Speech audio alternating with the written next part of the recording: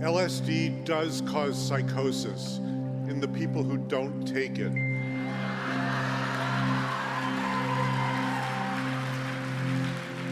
So said Timothy Leary at the height of the 60s, after acid had escaped from medical labs and gone wild in the streets. It was as though the counterculture had moved from Kansas to Oz. By 1966, LSD was illegal, tragically shutting down and stigmatizing highly promising medical experiments for decades to come. The experiments ranged from the sublime to the ridiculous. LSD showed such promise in treating alcoholism that Alcoholics Anonymous founder Bill Wilson considered including it in his program. In Britain, the military gave it to soldiers. 50 minutes after taking the drug, radio communication had become impossible, with one soldier climbing a tree to feed the birds. The troop commander finally gave up, admitting he could no longer control his troops or himself, whereupon he lapsed into uncontrollable laughter. So much for military use.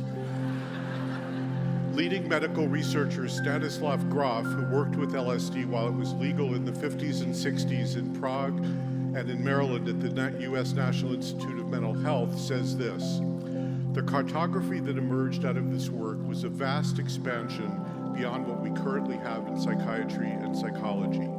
You can map different layers of the psyche, a kind of chemical archaeology. It opened up a vast domain that we now call transpersonal experiences. The other major discovery was the self-healing potential of the psyche. When you change consciousness, it activates your self-healing potential. The fact that we have such narrow and superficial psychiatry means that we diagnose as psychotic certain states which potentially could be transformative, healing, even evolutionary. Today, the popular use of psychedelics is as big as it was in the heyday of the 60s. And over the past decade plus, there's been a quiet renaissance of serious medical research. Michael Pollan calls it white coat shamanism. In his new bestseller, How to Change Your Mind, he documents how psychedelics are helping with everything from overcoming addiction and depression to easing the existential terror of the terminally ill. There couldn't be a more perfect messenger to bring this taboo subject into the light. Michael is level-headed and lucid, a rigorous reporter, a congenital skeptic, a superb translator of science into comprehensible language, and a spellbinding storyteller. But what makes him letter perfect for this mission improbable is that his brand is immersive journalism. In other words, he samples his subject. In doing so, he makes the ineffable effable. As one medical researcher told him, you go deep enough and far enough in consciousness, and you will bump into the sacred. In his many groundbreaking and highly influential books and articles, Michael has almost single-handedly shifted the national conversation on issues central to human existence: our relationship to food with the omnivore's dilemma, and to cultivar plants with the botany of desire. Now he's done it again. How to Change Your Mind is the authoritative, up-to-date analysis of everything science has learned and all the mysteries yet to be explored. If anyone can open people's minds to these uniquely impressive curative abilities that these substances have demonstrated, it's Michael. Human consciousness is one of the greatest mysteries of existence. As Tom Bissell wrote in the New York Times Book Review, Pollan predictably does the impossible. He makes losing your mind sound like the sanest thing a person could do. Please join me in welcoming the white rabbit of immersive journalism, who's losing his mind and proud of it, Michael Pollan.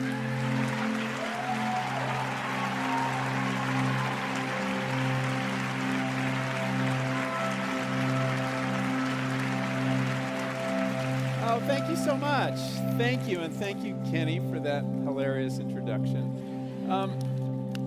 Before I start, I just want to say a word about Pioneers. This is either my fourth or fifth time on this stage, and the reason I'm here, one of the reasons I'm here, is to express my gratitude to Kenny and Nina for all that this community has contributed to my work.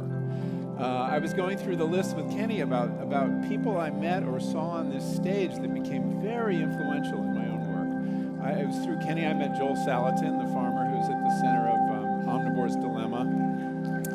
It was through Bioneers that I was first exposed to Paul Stamets, the mycologist, the visionary mycologist, who's very much a part of this book.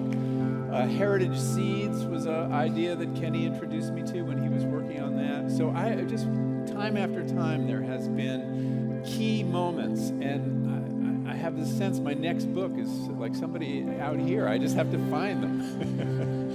So this is I'm doing a very personal talk right now, and it's a talk I haven't done before. So I have to tell you a few things about myself to make sense of it, but I also have to ask a few things of you. So let's begin. Would you close your eyes and raise your hand if you've had a psychedelic experience? Whoa. And then raise your hand if you had a ego-dissolving, self-destroying kind of psychedelic experience. Oh, man. Okay, well, many of you could be on this stage with me. Many of you have much more experience than I do. The things I want to tell you about myself in starting is that I was a very reluctant psychonaut. I had very little experience. I kind of got into it when I was about to turn 60, which is, I know, not age appropriate. And the reasons for that were that I was afraid. I was a little late to the 60s party, and by the time it kind of swam into my awareness, all you heard were terrifying stories about people jumping out of windows and staring at the sun till they went blind and scrambled your chromosomes, and all that kept me away. And I just didn't think. I also thought I was psychologically too fragile. I think that this assault on my psyche I might not be able to withstand. So I kind of, with the exception of a couple low-dose psilocybin experiments in my late 20s, I really had nothing to do with it. So I bring not a long history, but the power of first sight to this subject. The other thing you need to know about me is that I never thought of myself as a very spiritual person. In fact, I thought of myself as kind of spiritually retarded. And the most spiritual thing I did really was come to Bioneers once a year, and I always felt a little bit a fish out of water. My perspective has always been that of the philosophical materialist who believes that nature is all that there is and that the laws of nature can explain everything. And so I tended to see spirituality as a contradiction, that the opposite of spiritual was material, and I was kind of more on the material side of things. Now, as I'll get to, this was fundamentally a misunderstanding. But I want to tell you how I came to have what I realize now is a powerful spiritual experience on psychedelics, and how that experience changed my understanding of what spiritual is. So I got into psychedelics as a journalist. It was a journalistic quest that gradually evolved, actually very quickly evolved, into a spiritual quest, into a personal quest. And that was, I'd read about these studies that Kenny alluded to of terminal cancer patients being given psilocybin, the active ingredient in magic mushrooms. I usually have to say that. I don't have to say that in this room. But just in case, there's some young people here. To help them with their existential terror. Now, to me, when I first heard about it, this seemed like a really bad idea. The last thing I would want if I was facing right up against my mortality was to lose my mind. So this was going on. This is not underground work. This was going on at NYU and at Johns Hopkins, two of the leading medical institutions in the country. So I got an assignment to write about it for the New Yorker, and it resulted in a piece called The Trip Treatment, which you can read online. And I started interviewing these cancer patients. The background to this story, which I didn't realize till much later, was that my father had a terminal cancer diagnosis around the same time. He just died in January. And he was in his late 80s, and he never wanted to talk about it. He never wanted to talk about how was he thinking about death, how was he processing this cataclysm. And either he was processing it internally or he was in denial. I never sort of figured it out. So I had this intense curiosity to engage in these conversations with people who were confronting their mortality and were trying to deal with it. And they were the most amazing people and the most amazing conversations. People would have experiences in which they went into their body and confronted their cancer, in which they met God. These are high-dose experiences in which they felt themselves, their sense of self completely dissolve, and followed by emerging into some larger entity. Some of them, I remember, beheld this great plane of consciousness that they understood their own consciousness would join when their bodies died. And they emerged from these experiences, about 2/3 of them, all the ones who had powerful mystical experiences, with a completely new understanding of where they were and what was happening to them. Many of them lost their fear of dying. It was the most incredible thing and very hard for me to understand from outside. I remember there was one woman I interviewed who had ovarian cancer. It was in remission, but she still had this terror of recurrence. This is a woman in her early 60s and a fairly timid woman, figure skating instructor in Manhattan, and she went into her body on her experience, and she saw this black mass underneath her rib cage, and she realized that wasn't her cancer because it was in the wrong place. It was her fear. And she did something that her guides, now when you do one of these guided experiences, there are two people with you, a man and a woman the whole time. You're wearing eye shades and listening to music, a playlist on headphones. And all of a sudden she screams at the black mass, although they don't know this, "Get the fuck out of my body." And with that, her fear just poof, disappeared. And I wrote in the article, in the draft, and her fear was, substantially diminished, something safe that would get past the New Yorker fact checkers. But when they called her to read this, and they said, well, is it true that your fear was substantially diminished, fear of death? She said, no, he got that wrong. That's completely wrong. My fear was eliminated. So these stories made me intensely curious to understand what this experience was from the inside. I wrote that article not thinking I would ever try psilocybin or have a high-dose experience, but I decided I now had to. For that reason, curiosity, but also it is, as Kenny said, it's the kind of journalism I do. When I wrote about the cattle industry, I bought a cow. And so my readers expect no less.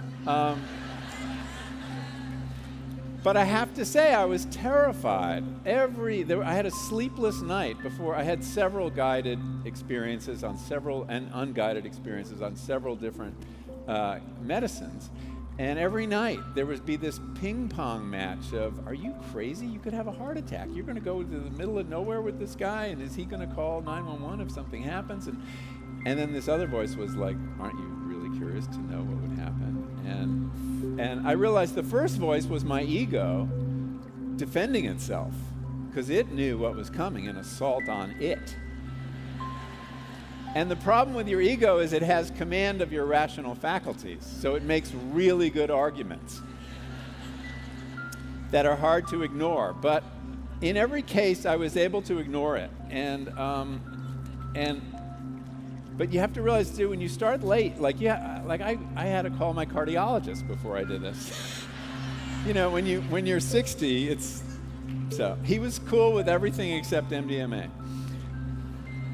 And he may have been wrong about that, I don't know. So I want to tell you about two of the experiences I had.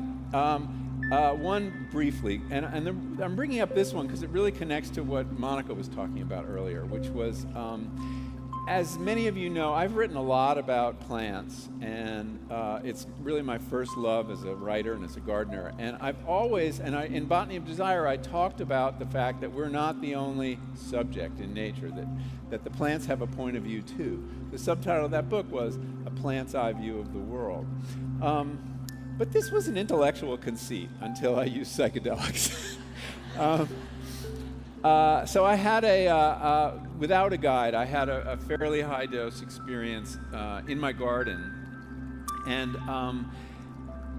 I had a very strong sense of the plant, that consciousness was spread more equally over the natural world than I had ever thought before, and that as I was gazing at these leaves were gazing back at me with incredible benign, affect, but that everything was much more alive than it had ever been. And so what had been this intellectual conceit became this felt truth, this conviction. And I think that's one of the things psychedelics do, is that they put flesh on ideas, ideas that I already had. So I'm going to read you a brief passage. It's the only thing I'm going to read for reasons of time, from what it was like to walk through my garden toward the end of this experience, and picture a summer day in New England, a very hot summer day with lots of things flitting around. My walk back to the house was, I think, the peak of the experience. It comes back to me now in the colors and tones of a dream. There was again the sense of pushing my body through a mass of air that had been sweetened by phlox and was teeming, almost frenetic with activity. The dragonflies, big as birds, were now out in force, touching down just long enough to kiss the phlox blossoms and then lift off before madly crisscrossing the garden path. There were more dragonflies than I had ever seen in one place, so many, in fact, that I wasn't completely sure if they were real. Judith, my wife, later confirmed the sighting when I got her to come outside. And as they executed their flight patterns, they left behind them contrails that persisted in the air, or so at least it appeared. Dusk now approaching, the air traffic in the garden had built to a riotous crescendo. The pollinators making their last rounds of the day, the plants still signifying to them with their flowers, me, me, me. In one way, I knew this scene well, the garden coming briefly to life after the heat of a summer day had relented, but never had I felt so integral to it. I was no longer the alienated human observer, gazing at the garden from a distance, whether literal or figural, but rather felt part and parcel of all that was transpiring here. So the flowers were addressing me as much as the pollinators, and perhaps because the very air that afternoon was such a felt presence, it was so humid, one's usual sense of oneself as a subject observing objects in space, objects that have been thrown into relief and rendered discrete by the apparent void that surrounds them, gave way to a sense of being deep inside and fully implicated in the scene. One more being in relation to the myriad other beings and to the whole.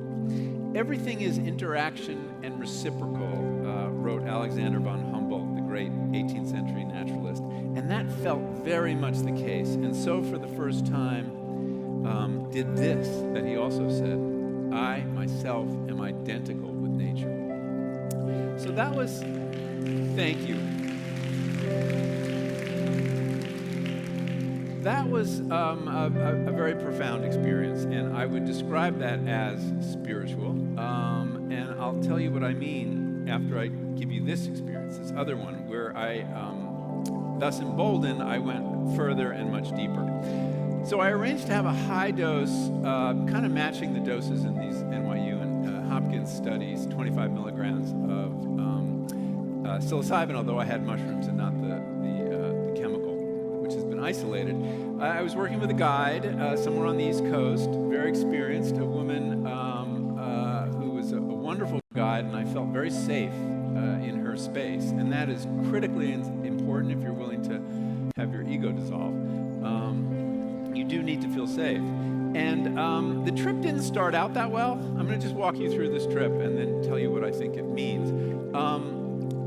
She put on some, I had a problem with some of the underground guides. This was not this was obviously an underground illegal experience, not I couldn't couldn't get into the trials at Hopkins or NYU because I didn't have a cancer diagnosis or any of the other diagnoses they were working with. But some of the underground guys play music that I didn't really like. They have a weakness for new age music of the 80s variety, and she put on this guy named, well, I'm not going to give his name, I don't want to embarrass him, but when I looked him up later on iTunes, he had been thrice nominated in the category of Best Chill/Groove music. And it sounded like electronica to me, and it conjured, one of the things that happens on psychedelics is you can see music. And what I saw was a computer-generated black and white landscape that was not my thing. I don't like video games. It's not the space I wanted to be in. I wanted natural imagery, and it went on and on and on, and I started to feel kind of claustrophobic. And we argued about the music, and I had her change it, but I was stuck in computer world. And finally, I had to pee, and I took off the eye shades. And what the amazing thing is, you can kind of like come back into reality when you need to for a little while. And she kind of helped me get to the bathroom, and I was very careful not to look in the mirror. You don't want to do that. I said this to an audience in England of very experienced people, and they were like, "Oh yes, trip face." so I didn't do that, and I produced this spectacular crop of diamonds, and then made my way back to the futon where I was. And Mary asked me if I wanted a little more, a booster dose, and I was in for the whole thing, so I said yes. And then this really weird thing happens, and she's kneeling by my side. I'm in this futon, and I look at her, and she's normally kind of Scandinavian looking with long blonde hair and high cheekbones, and she suddenly had black hair and weathered brown skin, and I knew exactly who she had turned into, Maria Sabina, who some of you will know is was the Mazatec woman from Huautla de Jimenez in Mexico, who actually gave the first white man from the West psilocybin in the 1950s. So a key figure in the history of psychedelics. And she turned, and I didn't think I should tell Mary what had happened to her. So I took the additional dose and I put on the eye shades again, and then the most spooky thing happened. I'm out of computer world now, and I suddenly, and the pronouns are going to sound weird, I see myself burst into just this cloud of little Post-it notes. I'd been blasted to bits, but I was watching the scene. There was another perspective that had opened up, and I watched, and then I looked out, and I'd been liquefied. I had turned into paint or butter, just kind of coating the landscape. But I was fine with it. This other I had emerged, was like, that's what happens, you turn into paint.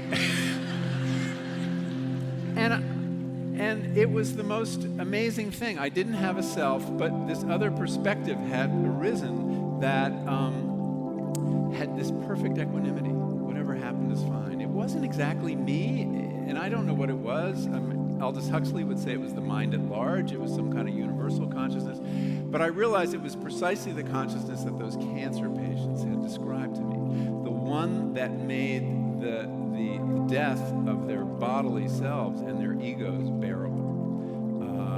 It was, and when that happens, when your self falls apart, if you feel safe, because if you fight this, that's a bad trip. If you feel safe, without the walls of the ego and the self, these channels open up, and you feel this powerful sense. What rushes in is your sense of connection, because there's nothing you have no defenses anymore. You are wide open, and so you merge, whether it's with nature or other people, and you feel these channels of love opening up, and this sense of fellow feeling with natural things, and for me, there was a moment where I merged with a piece of music that I had persuaded her to put on, this Bach unaccompanied cello concerto, which is an amazing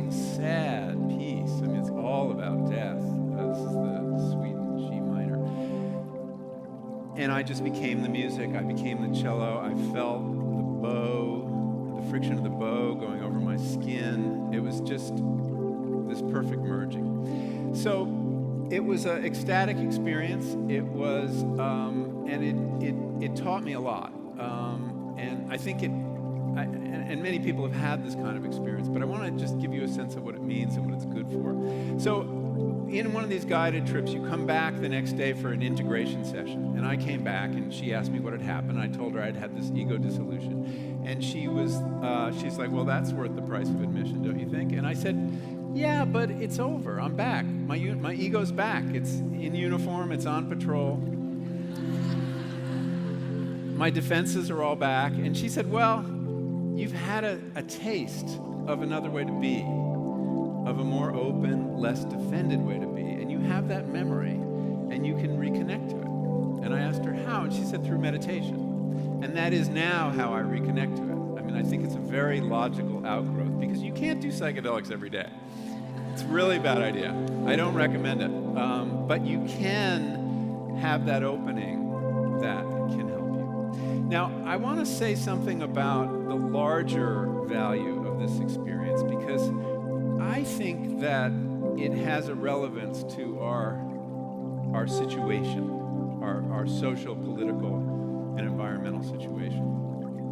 I actually think the psychedelic experience is significant because it addresses the two biggest problems we face as a civilization, which I would list as tribalism and the environmental crisis. They're actually very similar. They both involve the objectifying of the other, whether that other is nature or other people of different faiths, different races, different political views. And what is tribalism but a collective version of ego, right? It's defensive, it builds walls, it refuses connection. So here we have a tool that, at least for the individual, breaks down these ego formations, allows us to have a deep connection with the natural world and focus on our likeness rather than our unlikeness with other people. That seems enormously promising. But how do you prescribe a drug to a whole culture? Well, put it in the water. The model, of course, is fluoride, right? And even that's controversial. I don't think that's the answer. And this was a debate that happened in the 60s. Timothy Leary said, turn on as many people as you possibly can. And then Aldous Huxley and some of the academics said, no, turn on the elite, and this consciousness will filter down. Turn on the leadership. Now you're all going to, I can think of someone we should turn on. But I actually don't think that would work. He'd have to want to do it, right? But he knows what his superpower is, and it's ego, it's walls, he's not going to give that up. So that's the challenge that faces us. We have a tool that addresses the two biggest problems we face, and it certainly works well in the individual, and perhaps if more individuals could have this experience, but that is a challenge. How do you democratize this loss of ego, right? Temporary loss of ego for learning purposes. And here's where my understanding of spirituality changed, and I'll leave you with this. Remember I said, the opposite of spiritual, I always believed, was material, and that those two things could not be reconciled. I no longer think that's the case. Everything I experienced can be understood without any resort to the supernatural, okay? Connection to other people, connection to nature. Scientists tell us we're social beings. We're totally dependent on one another. And we're completely part and parcel of the natural world. We're no different than any other species. It's just our egos, intent on objectifying things, won't let us see this. So really, I came to understand I had it all wrong about spiritual experience. The opposite of spiritual is egotistical. And to the extent we can work on that, and we need to work on that to have any spiritual development. So I'll leave you with that thought. how do we take that knowledge and democratize it, give it to as many people as possible, and use it to untie this giant knot. So, thank you very much.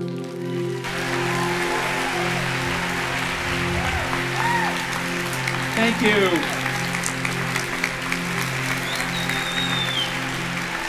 Thank you so much.